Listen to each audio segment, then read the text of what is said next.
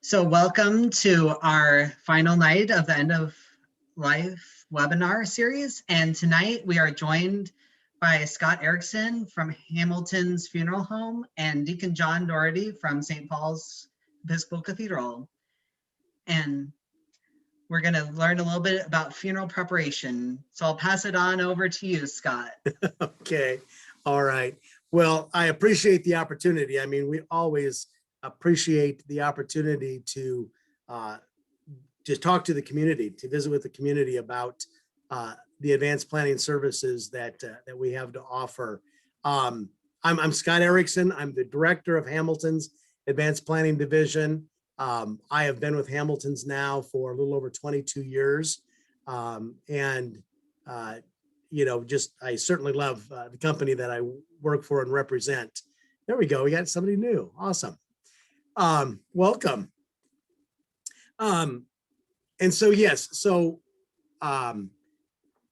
We are all about encouraging people to plan for their final arrangements in advance. You know, we have the opportunity every day to, we are working with families who come in through our doors that have experienced the death of a loved one.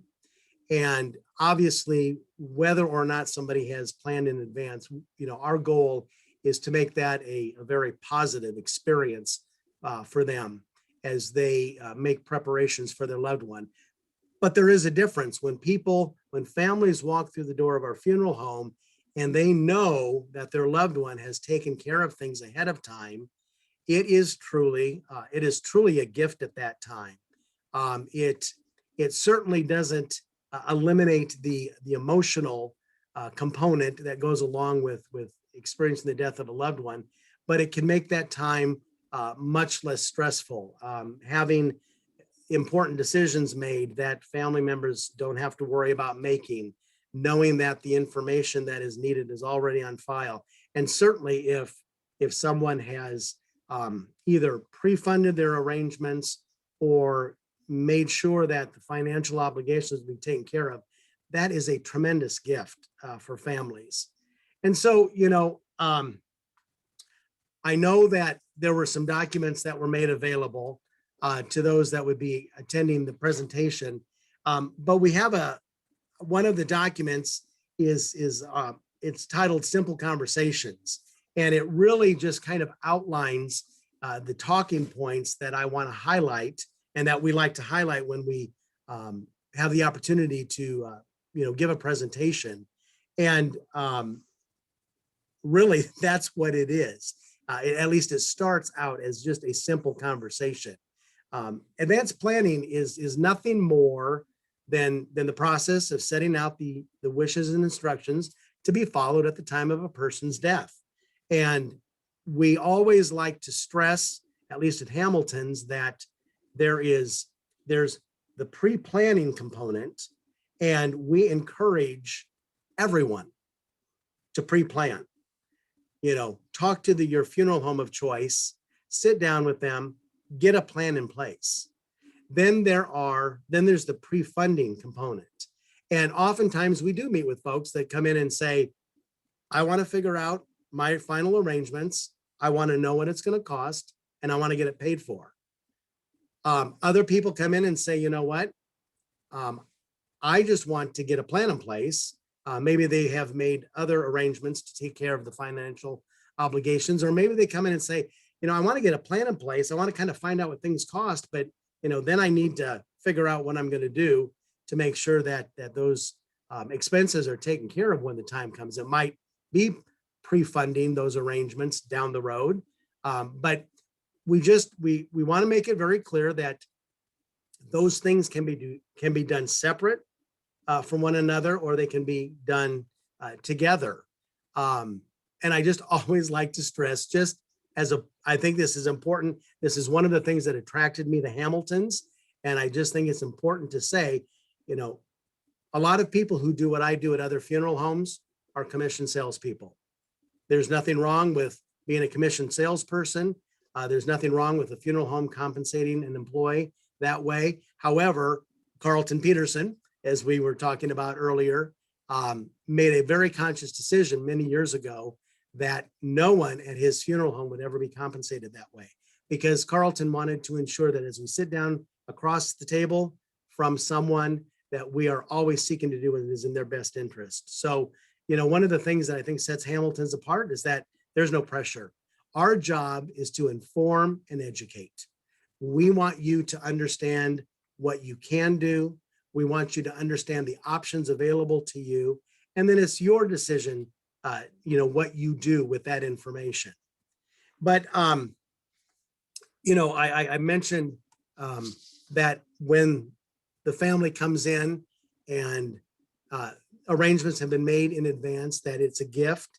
And that really is what it is. And people meet with us to take care of their final arrangements most of the time because they don't want that burden placed on their loved ones. They see it as their personal responsibility to make sure that these important decisions are taken care of by them, so that their families are not burdened with making those decisions and or figuring out how to handle the financial obligations that maybe are associated with the arrangements that they want. The other thing is that it really truly does allow a person to communicate their wishes. Let's face it, we all kind of like to be in control of our, of our own lives. And so it's an opportunity to communicate what you want. It also, and I think this is so important, and I think people don't really realize this, but when you plan in advance, you have the opportunity to give thoughtful consideration to these decisions. When somebody dies and things haven't been planned in advance, a family is faced with making some very major decisions in a really relatively short period of time. And we oftentimes will meet with folks 2, 3, maybe 4 times before they really settle on what they want. A lot of times people come in, they want the information, they want to know what options are available to them. Then they want to go home and they maybe want to discuss it between, it might be a spouse, there might be other family members. They want to get some input, find out what is important to other family members. Then they come back to us and maybe we work through it some more. Again, when you haven't planned in advance, you don't have that luxury. And so really just having the time to make those important decisions can be so valuable.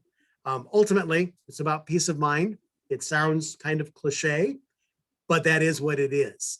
It's peace of mind to those people who are making their arrangements, and it's peace of mind to the family members. I kind of like to say, and I say this a lot, and it's so true. People come in and they meet with us. These have been things that have been kind of in the back of their minds. They're, maybe not really giving them a lot of serious thought, but then they come in and they realize, we hear it all the time. Oh, I was thinking about doing this 5 years ago.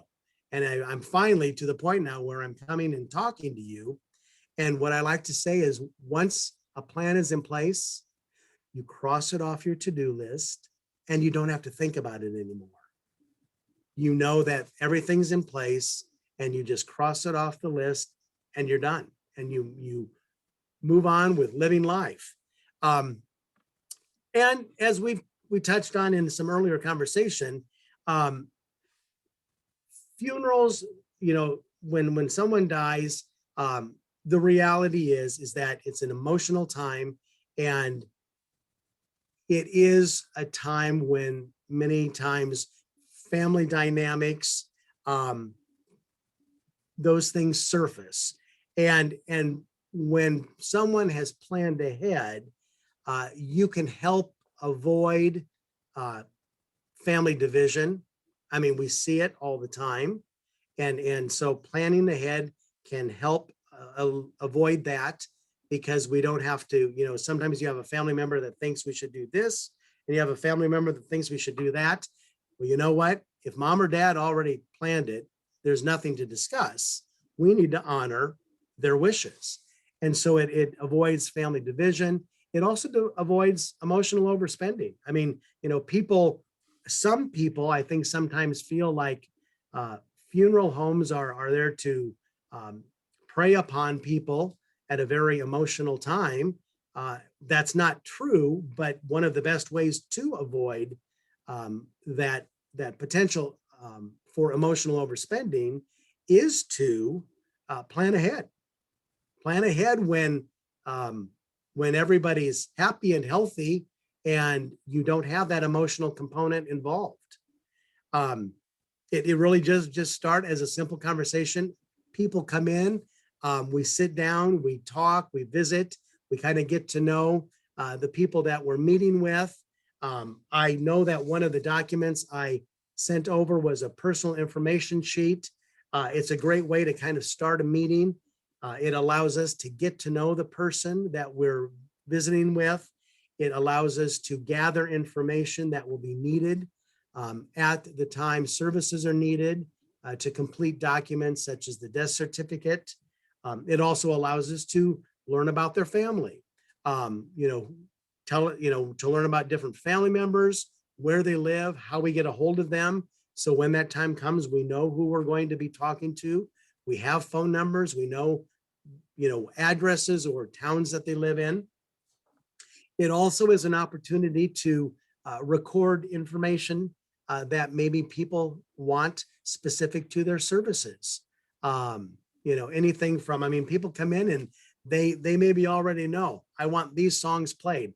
I want this person to officiate. I want these people to be my pallbearers.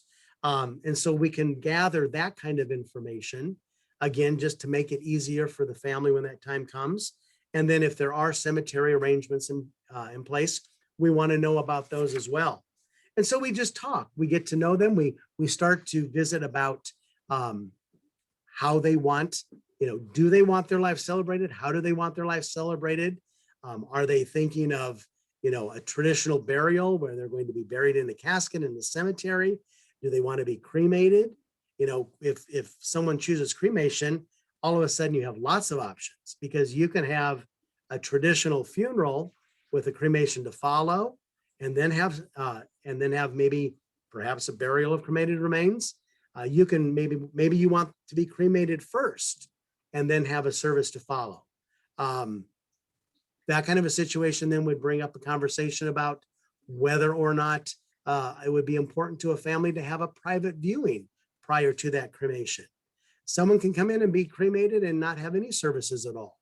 And again, whatever a person wants, those are the wishes that we want to honor those wishes.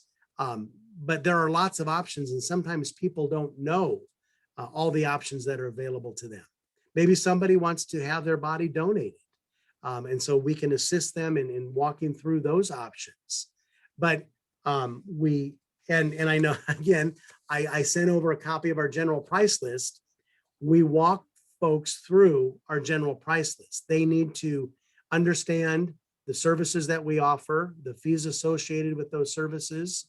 They need to understand, what options are available to them. If they're wanting a traditional burial, they need to know what options are available to them if they are desiring cremation. Depending upon the arrangements desired, that might lead to a conversation about merchandise selections. And so, we can have a conversation about, caskets and burial vaults, or urns and urn vaults. When we sit down with folks, people are coming to us for information. People are coming to us to avoid surprises at the time services are needed. And so we want to make sure when we visit with them that we are talking about every possible expense that might be involved with their final arrangements. And so while there are the services that might be provided by the funeral home, maybe there are some merchandise selections that need to be considered. We want to then continue that conversation, and we want to talk about those other expenses that might be incurred from other places, such as cemetery opening and closing fees, or honorariums, flowers, obituaries in the newspaper. We want to make sure that we have a conversation about all of those things so that, again, there are no surprises and somebody doesn't say, oh my gosh, I wish I would have known about that expense. Excuse me. And then what that does, and again, when people meet with us, they're coming for information, and one of the things people want to know is what's it going to cost. That's very important. And so, as we have this conversation, that allows us then to sit down and put a summary together of all of these different expenses, and it allows them to see a picture of, okay, this is what is involved with the arrangements that I'm considering, and here's what it's going to cost. And then that can lead into a conversation about pre-funding options that are available.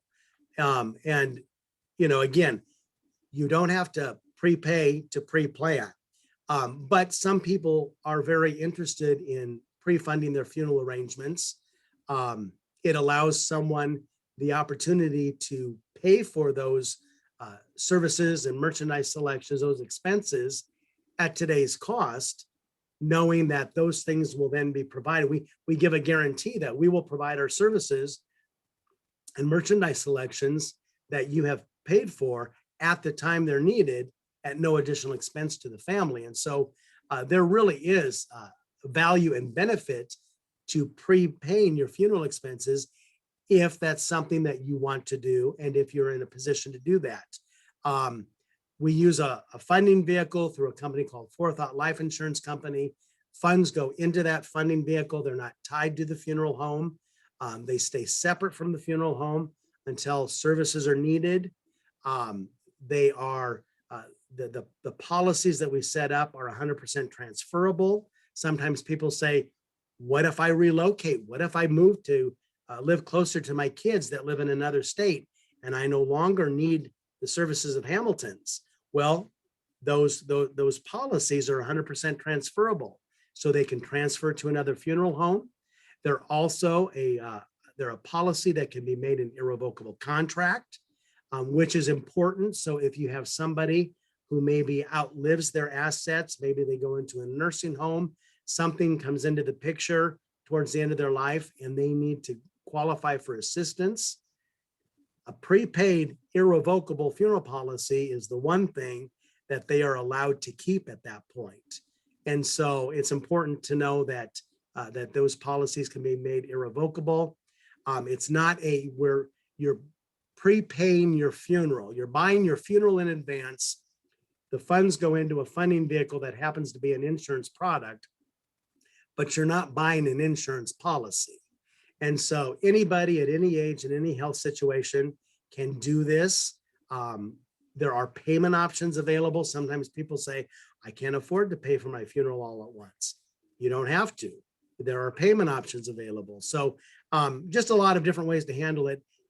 Our goal is to make sure that people have a plan in place, understand the expenses that will be involved with those arrangements, and then either know that they can prepay those expenses.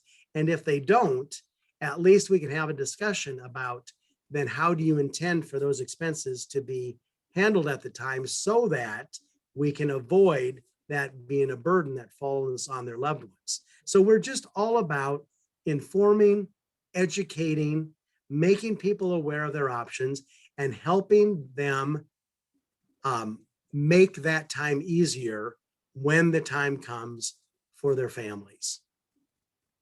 So, questions?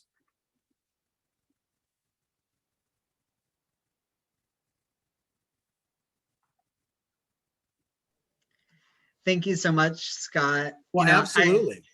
I remember when I was a young kid and my grandparents actually took my dad to the local cemetery because they had prepaid for their tombstone. And so they were showing off their tombstone to my dad. And, it was kind of funny at the time. And it was kind of strange, but when they needed to be buried, we knew exactly where they were going. We didn't have to right. that part. So. Well, it's one of those subjects that that people aren't real eager to talk about. But I will tell you this, in 22 years working at Hamilton's, nobody has ever regretted that their loved one planned ahead. Yeah. Sometimes they come through the doors and wished their loved one had planned ahead, but nobody ever regrets it. I mean, it truly is a gift. And I have never known of a family in all the time I've been here that has wished that, mom or dad or whoever hadn't planned ahead. Yes, it is a true gift. And now we're going to switch over to Deacon John, and he's going to tell us a little bit about funeral planning in an Episcopal way and at St. Paul's in particular. Well, thank you. And I do want to say that so many of the things that Scott talked about are also true in my experiences with a family after a loss of a loved one. Many times when we meet with a family, they are exhausted. They may have been under stress and not keeping regular sleep patterns for days if they have been, with their loved one as much as they feel possible. And then sometimes they'll come to us and after they've been to the funeral home and, they're very efficient, but you have a family making many decisions. It can take hours sometimes. And then by the time we see them, they are physically and emotionally exhausted. So much of what we do is actually about pastoral care with their survivors. And if there is any pre-planning and some of the decisions about the services have been made, it is very comforting. Now, in the Episcopal service, there's, we think of it as being very cut and dry. This is what you do, the Episcopal way. But even in a burial service, it's surprising how many decisions there are to be made. And so the family gets asked, which readings do you want? Who wants to do those? Who's going to do the prayers? Who would you like the officiant to be?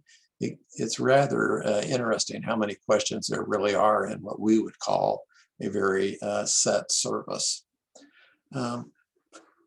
First thing I want to say is that if the family and is not been in contact with the church and we've not been providing pastoral care or it's been an abrupt sudden death, do contact the church as soon as possible and let us know of the death and who is the contact person.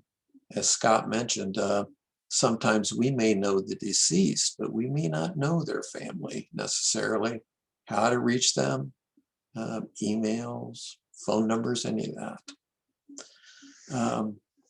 And then we do want to then talk about various things as far as what kind of service you're going to look at.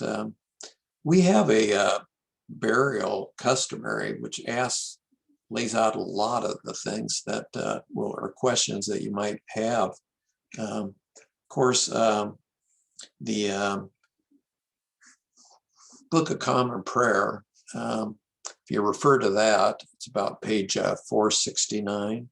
There's a little section called Concerning the Service, which I'll just briefly touch upon, but that we do assume that either the cremains or the body would be present. And if not, we would like to know that. One thing to know about a Episcopal service is that the casket or the urn is always covered with a pall. It's draped with a material, fabric, white, because that's the color of our resurrection services. It's also done because in death, we're all the same in God's eyes.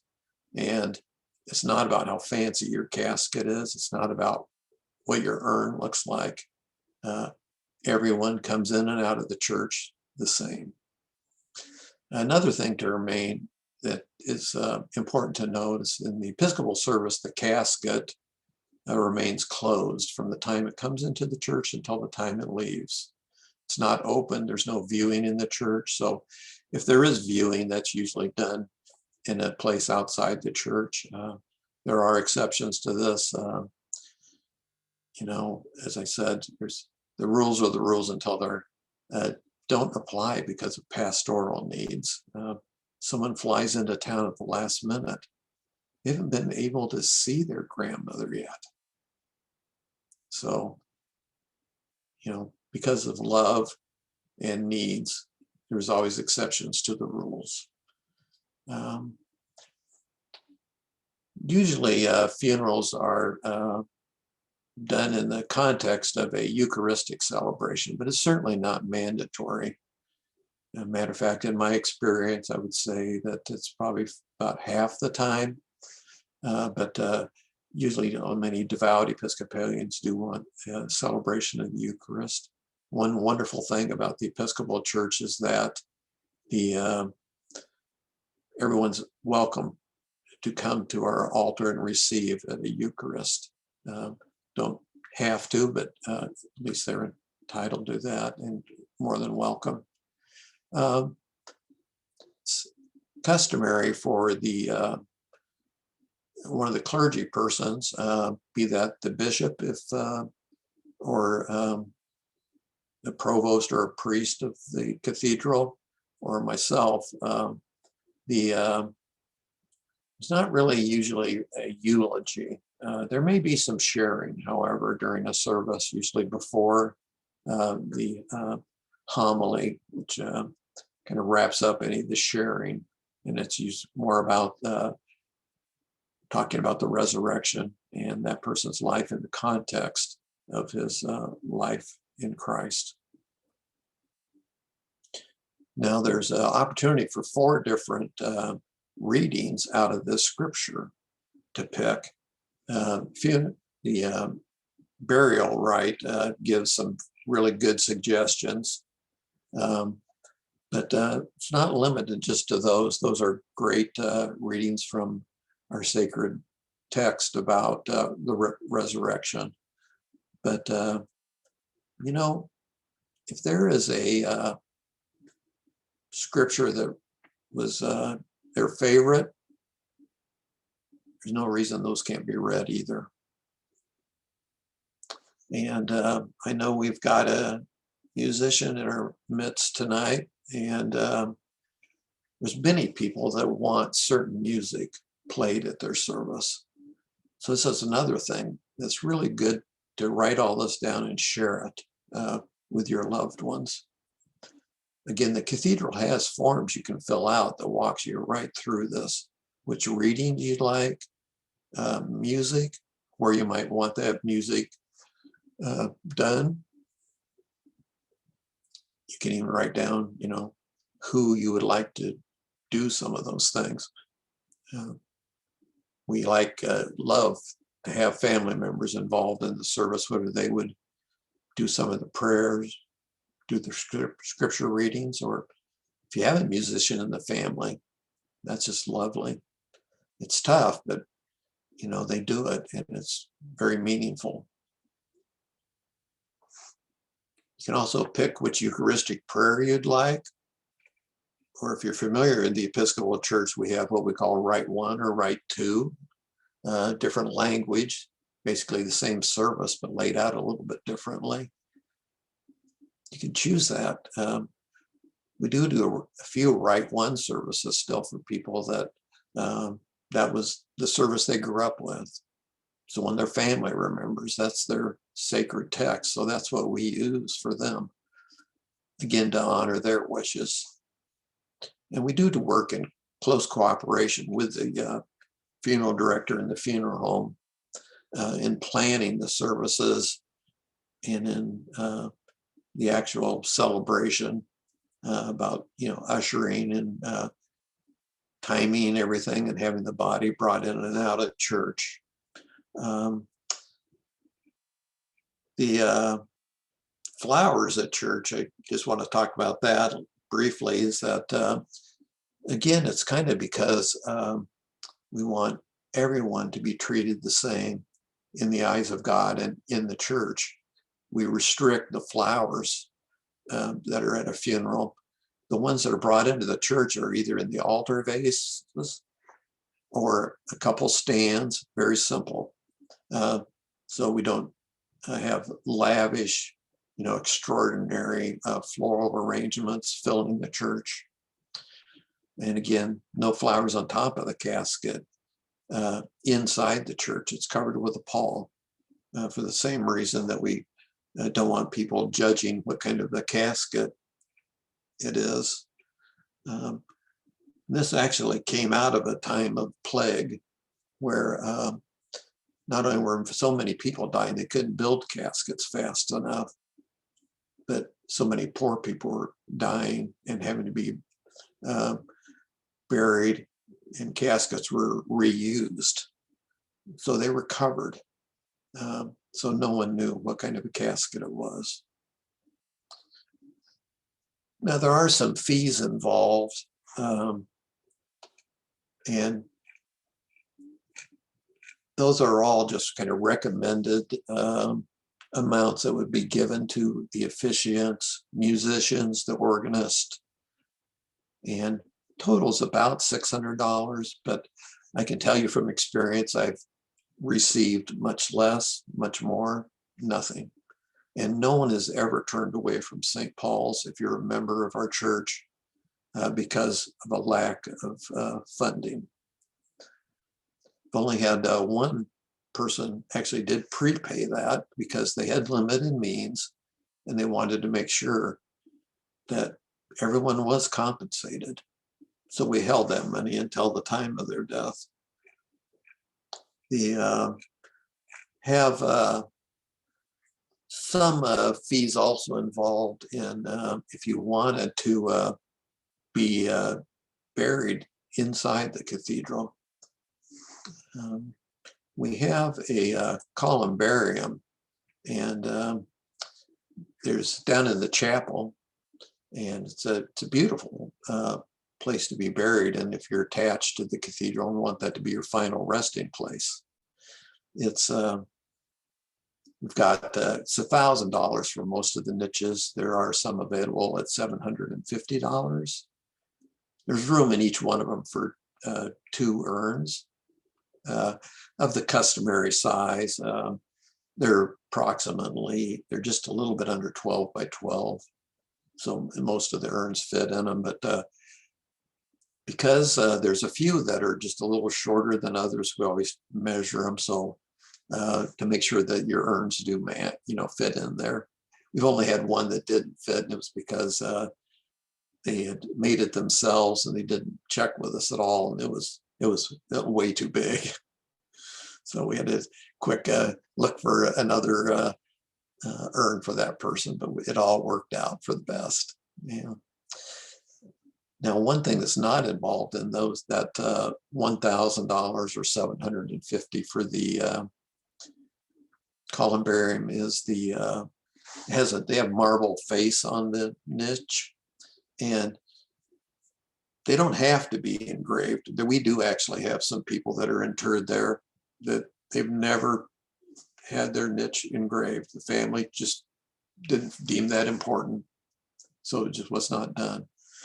But that's an additional cost, and we use the same company to do it for everyone, so they're all exactly the same. It's spelled out, exactly which font you'll use, how it's going to be put in there. And another lovely thing, I really like this. I just had this question come up a few weeks ago because this person was an ordained minister. They asked if they could be put in there, the Reverend Canon. It's like, no. That's a lovely thought, but before God's eye, this person is just John Doherty. At services, we like to talk about what everybody did, but in the end, there's only one thing that matters, and that's you're God's child. So that's the final days there in your resting place. That's what it comes down to. It's got your name, your time of birth, and your date of death. That's it. So if you're interested in that at St. Paul's, I would advise you to look into that. There are still open spaces, but not many. It's built in 2 sections. The first section is pretty much full. The second section is probably 3/4 full.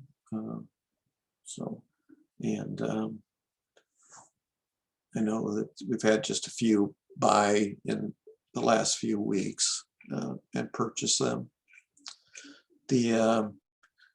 I do want to say that when we meet with the families, one of the main things we do want to do is, besides, going through the nuts and bolts of this, sometimes it might be someone who attended St. Paul's in their youth, maybe have moved away, myself or another clergy person, Zeb, Nicola, whoever. They may not really know that person very well. So when we do meet with them, we like to spend some time just storytelling. Get to know you, get to know your relationship and a little bit about this person. Especially, or we might even meet later if the person who's preparing the homily can, have some private time with the family, hear some family stories, get to know this person a little bit better. So comes time to the funeral, it's not just about how God loved this person. It can also be about how this person loved God. This person loved other people and was loved by other people. Gets it a little more down to earth, a little more earthly relationship. We have a incarnational religion, and it's about talking about this person in their incarnate life and how God was involved in that. Do like to talk to anybody ahead of time if they have concerns about death, fears, hopes, dreams. Talked to some people in the past about how the church feels about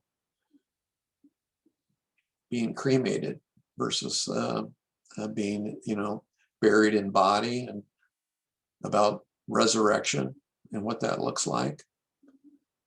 One thing, again, I love about the Episcopal Church is we do believe in the resurrection, but we have a very broad interpretation about what that really means. And so it's not really necessarily about preserving the body in the most perfect state, because you're going to be resurrected in a transformed state. And so what that transformation looks like ultimately, only God knows. So, and with God's power being unlimited, not too sure it matters if we're cremated, buried, and embalmed. It's more about the family's wishes and the wishes of the person. If you make them clear ahead of time, what you'd like, maybe you have a family plot and you want to be with them. There's a great many people who do that, where if you have a chance, an opportunity where the family can be all buried together, it's more and more rare as people are more mobile, move all over the country. And one little tidbit I'll just share, that some burial plots. They were gifted to us a very long time ago. And they were for people who actually, if you had no money and you needed a place to be buried, St. Paul's actually does have that. And some of them are at, if you're familiar with Des Moines or the suburbs, we've got some in Rest Haven. And I'm not sure exactly where they're at, but I do know the plot numbers. But we've got some at Woodland Cemetery, which is like in the heart of Des Moines. They were given, I think, almost 70 years ago. And no one's ever used them. I found them in the vault. And I called and said, yeah, no, you own them. You've got the deed. So they're ours. So anyway, that's just a kind of food for thought. If you ever did want to be buried in Woodland, I'm sure Woodland's all sold out long time ago. So yeah, and those are people who love that part of town. Church is not far away, and there are a large number of Episcopalians buried there because we were such an old church in the heart of Des Moines. Guess I'd sure entertain any more questions somebody might have. I would like to just say that in your planning your things, St. Paul's does have some of these things stored. We've got a few people who did this years ago, and some of them have already passed on now, but we do have a few of these written down. Some of our older members went through the process a few years ago and wrote down, no, this is the song I want. I want this hymn. And they may have asked Ben to sing it. I'm not too sure. But so we've got lots of things like that.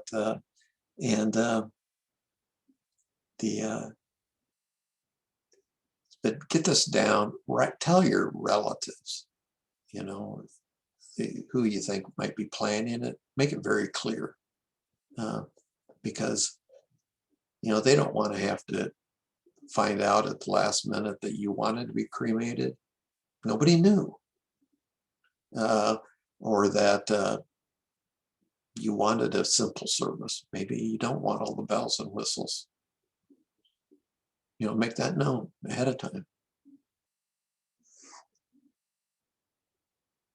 So if there's no other questions, I guess that's my spiel. And I do think that St. Paul's is a great place not only to have a funeral because of the beauty of the building and our care of the liturgy and the music, but it's about the pastoral care we'll provide to the family and the care and generosity will the hospitality we give, so that like I say, these are the ways we think things could be done or should be done, but there's always the exception. There's always the need to bend a little bit and do what's appropriate at the time.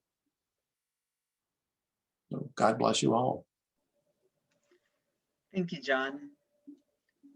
And Scott, I did actually have a question that came up for you. So I'm wondering if a family gets into a situation where there's an unexpected death and they don't have funds, what does that look like? Well, certainly, and that's a situation that we deal with, we're faced with many times. We can assist the family in getting qualified for county assistance. There is some assistance available through Polk County, and so we can assist them in getting in touch with Polk County to see if we can get them qualified for county assistance. Yep. So yes, that is out there.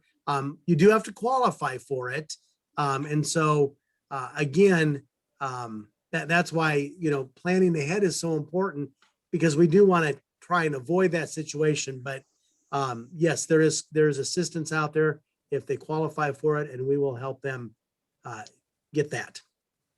Thank you. And do we have any other questions tonight? Jean? Yeah, just very quickly, Scott, are there also additional funds available for a low-income veteran? There are, and not necessarily low income, but there are some veterans benefits when we assist the family of a veteran who has died. Yes, we make application to ensure that if there we want a veteran to receive all benefits that they are due at that time. And if there is a financial benefit to be received, we want to make sure that they do receive it. A lot of veterans don't qualify for a financial benefit, but if they do, and it can, where they die, and there are a lot of different factors that are considered. We want to make sure that they do get it if they do qualify.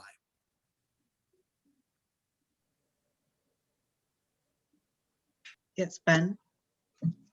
About the veterans benefits, does it have to do with how long they were in the service? Yeah, it can depend on how long their their rank. Well, but it can also be where they served. Were they exposed to Agent Orange in Vietnam? It can also, if they were in a VA hospital. There are just a lot of different ways that somebody might qualify for assistance. And again, we don't know what that is, but what we do is by making application, we just know that if they do qualify, that they will receive it. And then of course, there's always the Iowa Veterans Cemetery, which we work with a lot and like to talk about, because that's another benefit to veterans who have served our country, and something that they are due if they want to choose to take advantage of that. And is that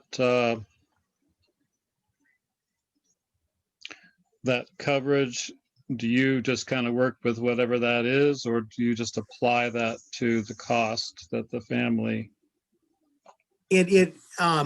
Again, now with a veteran with a financial benefit, that's not going to be received until long after the funeral has taken place.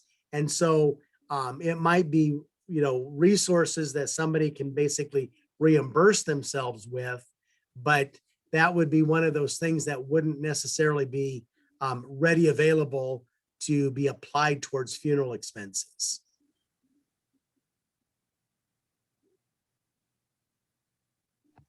Good question. So the bill still has to be paid. Yeah, In yeah. a timely manner. Well, and that is, and again, I keep saying this is why, but we want, yes, we want to just help people avoid being faced with that unexpected expense and not being prepared for that expense. And so that's why we just encourage people, come and talk to us, get an idea of what your options are, get an idea of what kind of expense will be involved. We want to help people avoid that situation where they all of a sudden are faced with that unexpected expense and aren't sure how to deal with that. And then you also have the situation too, where, maybe they want to honor someone's wishes. But sometimes, depending upon what somebody wants, yes, those expenses can get costly. We have cremation services for $2,100, but we also have traditional services that can cost a family $10,000, $11,000, $12,000 and everything in between. So we just want families to be prepared so they're not caught off guard with those expenses.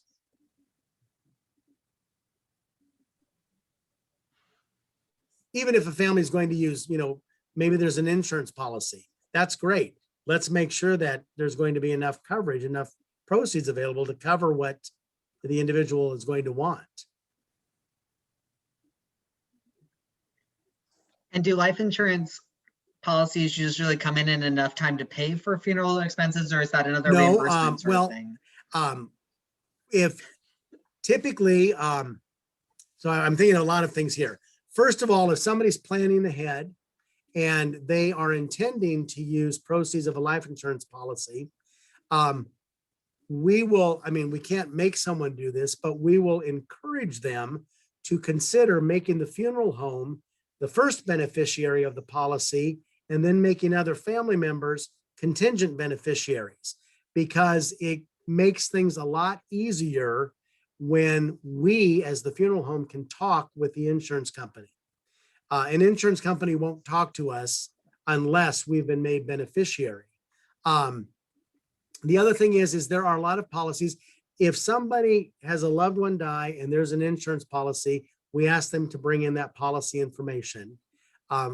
We need to be able to confirm that the policy is active. We need to be able to confirm the coverage that is in place.